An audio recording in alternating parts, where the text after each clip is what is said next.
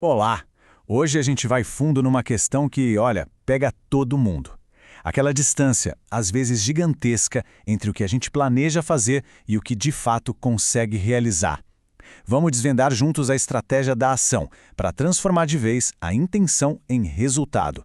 Essa é a pergunta de US$ 1 milhão, não é mesmo? Todo mundo tem metas, tem sonhos, e na maioria das vezes a gente até sabe o caminho das pedras, o que precisa ser feito.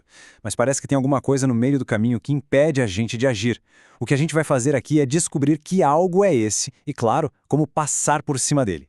E aí, quem nunca passou por isso? A intenção é linda, cheia de otimismo, mas a realidade? Bom, a realidade muitas vezes é bem diferente. E o resultado a gente já conhece, né? Aquela frustração, uma pontinha de culpa e a sensação de que estamos falhando com a gente mesmo.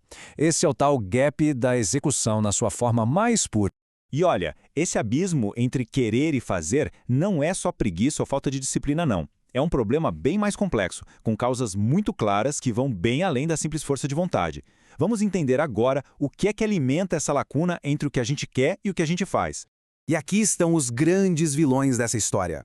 Planos genéricos do tipo, vou comer melhor, sabe? Aquele otimismo exagerado de achar que a motivação vai durar para sempre. A falta de preparação do ambiente, não ter ninguém para cobrar. E talvez o maior erro de todos, apostar todas as fichas na força de vontade, que é um recurso que acaba, e convenhamos, não é nada confiável.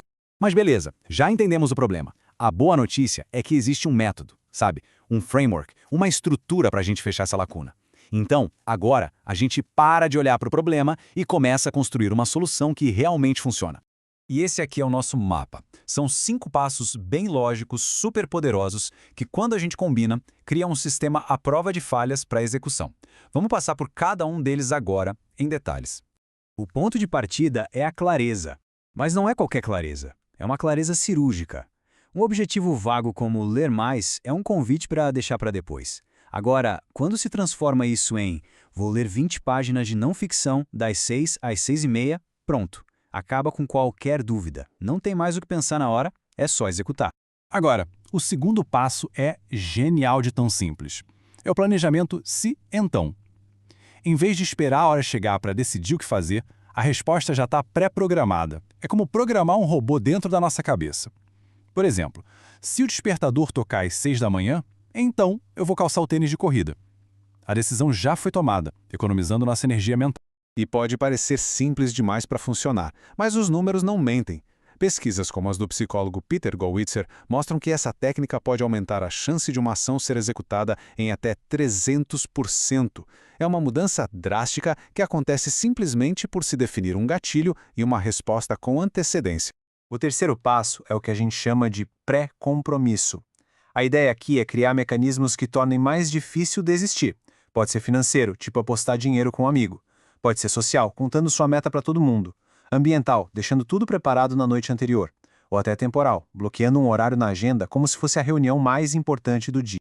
Olha, tem uma coisa sobre o ser humano. A gente sempre vai pelo caminho mais fácil. É a lei do menor esforço. E o quarto passo usa exatamente isso a nosso favor. Para os bons hábitos, a gente diminui a fricção, como preparar as refeições da semana no domingo. E para os maus hábitos, a gente aumenta a fricção, como desinstalar aquele aplicativo de rede social. O objetivo é simples: tornar o certo fácil e o errado difícil.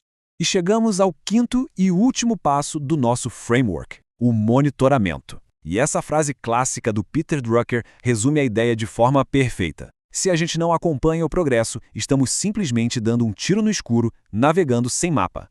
Mas atenção, na hora de medir, o segredo é focar nas métricas de processo, ou seja, naquelas ações que estão sob nosso controle. Por exemplo, eu treinei 5 vezes essa semana. As métricas de resultado, tipo perdi 2 quilos, são consequência e nem sempre dependem só da gente. A lógica é, se a gente controla o que faz, o resultado acaba vindo como consequência. Ok, então a gente já montou a estrutura por fora. Mas e a batalha que acontece aqui dentro da cabeça?